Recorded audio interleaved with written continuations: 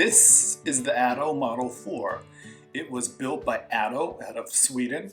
I won't go into its history. You can see my other videos for that. It was designed by Oscar Adolf Christian Prince. It was an evolution of its first adding machine, the Model 1.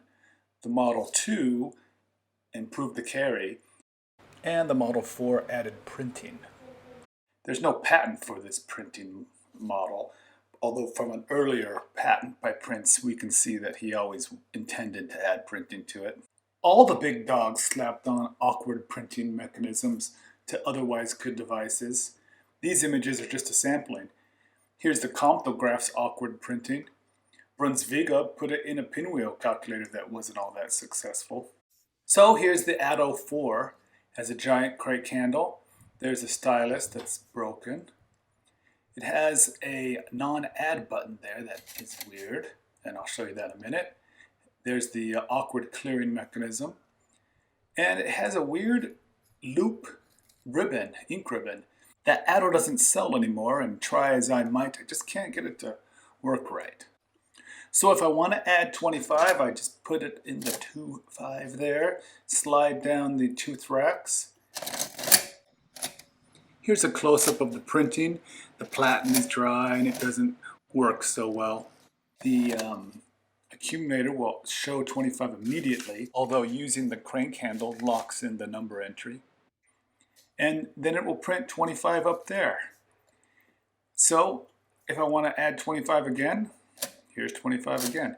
I'm going to multiply 25 by 25 to get 625. This is all totally standard adding machine multiplication, shifting to the 100 spot to multiply by hundreds. Now when I do that, I'm about to make a mistake. I'm going to enter 2000 instead of 200, right there. I can fix it. Well, the manual talks about letter E, the Rückstellknopf, which Google translates as the reset button. It took me a little while to find, and I was disappointed when I found it. It's just that little protuberance there. You can push back the tooth rack if you make a mistake. So then I can get back to my math problem and add the correct number to get a final answer of 625. Now here comes the real bullcrap part. If I want to print that total with M, the total button, sounds promising, but it's not. What I would do is enter 625 using the sliders. Then I pull the crank while simultaneously pressing the total button. And in this case, it won't add that to the accumulator. And then I have to push back using the reset buttons. And now my total is back to 625. Now I can subtract. If I want to subtract 25, I'll enter in the complement number for 24. You can see those on the right and left. So there's 24. And I'm going to add the leading zeros so I don't get kind of messed up numbers in front of it. This is totally standard complement addition. It took me like 4 shots to get this because the carries malfunction sometimes on this machine. And when I pull on the crank, bingo bango, 600. Taking it apart, the bottom has a metal piece instead of cardboard. Here we go. You can see those strikers down below there, hanging down there. There's a metal retaining bar right there you got to take off, and then the whole thing just slides right on out. There's the frame to try to angle it towards the user, although it seems to do a pretty good job by itself without an angled frame. This whole thing is heavy. I didn't weigh it. I guess I should have, but it's about a gallon of milk, I guess, 8 pounds.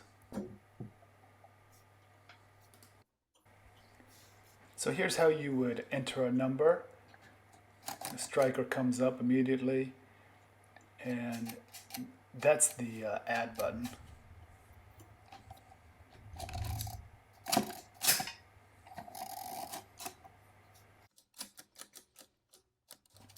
Here are the tooth racks adding numbers to the accumulators. And there's Prince's improved carry mechanism. Now, I already showed you this next clip, but I didn't point out an important part. Right there, when I slide a number, like here, in the 100 spot, you'll see the 10s and the 1s also pop up. That's popping up a 0, so trailing zeros appear when it prints. So that was the Addo Model 4. Here it is with its 2 younger siblings. I like the Model 2 the best. Thanks for watching.